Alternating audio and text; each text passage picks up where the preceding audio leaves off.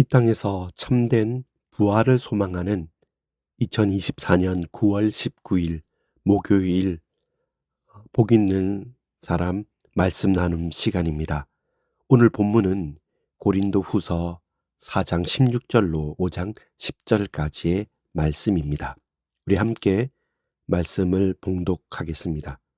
16절 말씀입니다. 그러므로 우리가 낙심하지 아니하노니 우리의 겉사람은 낡아지나 우리의 속사람은 날로 새로워지는도다. 18절입니다.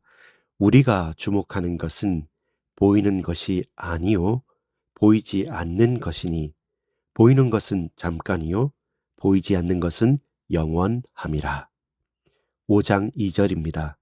참으로 우리가 여기 있어 탄식하며 하늘로부터 오는 우리 처소로 덧입기를 간절히 사모하노라. 5장 4절입니다. 참으로 이 장막에 있는 우리가 짐진 것 같이 탄식하는 것은 벗고자 함이 아니요 오히려 덧입고자 함이니 죽을 것이 생명에 삼킨 바 되게 하려 함이라. 곧 이것을 우리에게 이루게 하시고 보증으로 성령을 우리에게 주실 이는 하나님이시니라. 8절입니다. 우리가 담대하여 원하는 바는 차라리 몸을 떠나 주와 함께 있는 그것이라. 그런즉 우리는 몸에 있든지 떠나 있든지 주를 기쁘시게 하는 자가 되기를 힘쓰노라. 아멘. 오늘 제목은 4장 18절 말씀을 중심으로 잠깐 보이는 것과 보이지 않는 영원한 것이라는 제목으로 함께 말씀을 나누겠습니다. 우리가 주목하는 것은 보이는 것이 아니요 보이지 않는 것이니 보이는 것은 잠깐이요 보이지 않는 것은 영원함이라 라고 말씀합니다. 오늘 본문을 자세히 살펴보면 현재와 미래, 어떤 공간적인 개념보다는 시간적인 개념이 더 도드라집니다. 현재와 미래 그 속에서 참된 부활의 소망을 가지고 그 부활의 은혜와 능력과 새로운 축복을 덧입기를 갈망하는 사도의 고백을 증언합니다. 특별하게 좀 대조적인 말, 여러 가지 단어들이 나타납니다. 예를 들어서 겉사람과 속사람, 잠시와 영원함, 보이는 것과 보이지 않는 것, 이 땅에서의 장막집과 영원한 하늘나라의 집, 우리가 벗고자 함이 아니고 덧입고자 함이라든지 몸에 있거나 혹은 몸에서 떠나 있다는 것처럼 죽음과 부활에 대한 차원이 다른 여러 가지 삶을 표현하고 있고 대조적으로 나타납니다. 그리고 이렇게 대조적으로 나타냄으로 말미암아 부활을 소망하는 자로서 우리는 언제나 낙심하지 말고 이 부활을 사모하고 끝까지 준비하면서 믿음으로 살아가자는 참된 고백과 결단이 있는 힘 있는 말씀입니다. 본문을 두 부분으로 크게 나누어서 묵상을 살펴보겠습니다. 첫 번째입니다. 4장 16절로 5장 5절까지의 말씀입니다. 삶에 낙심치 말고 부활을 소망합시다. 첫 번째입니다. 삶에 낙심치 말고 부활을 소망합시다. 5장 4절에 보면 죽을 것이 생명에 삼킨 바 되게 한다라고 말씀합니다. 참으로 이 장막에 있는 우리가 짐진 것 같이 탄식하는 것은 벗고자 함이 아니요 오히려 덧입고자 함이니 죽을 것이 생명에 삼킨 바 되게 하려 함이라.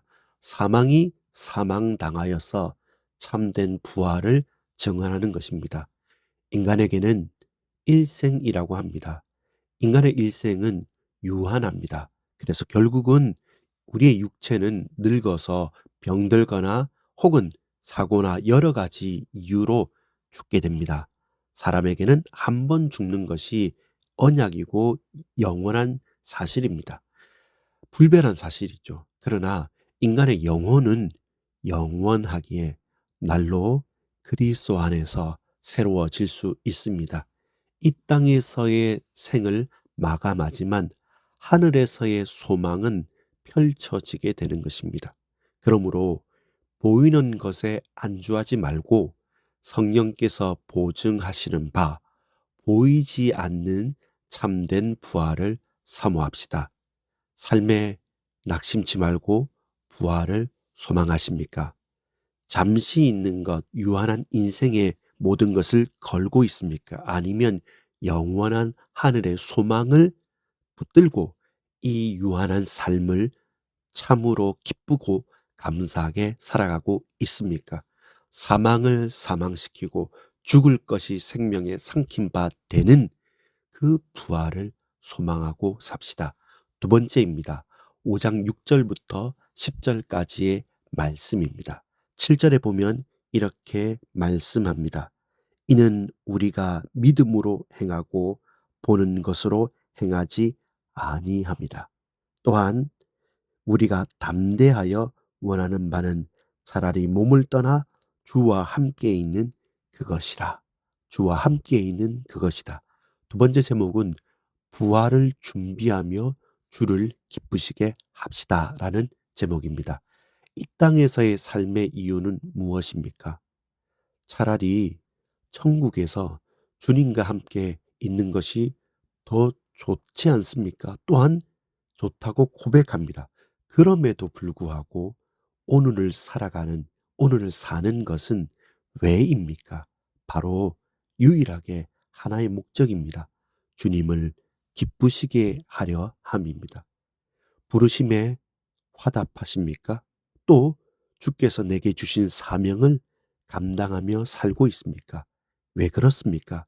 다시 오실 주님께 영광 돌리며 살기 위해서 또한 오늘을 그 소망을 가지고 사는 것이 우리가 살아가는 이유고 나의 존재 이유가 됩니다. 그래서 부활을 준비하면서 주를 기쁘시게 할 수 있습니다. 저와 여러분이 삶에 낙심치 말고 부활을 소망합시다. 부활을 준비하면서 우리 하나님을 기쁘시게 오늘을 살아갈 수 있습니다.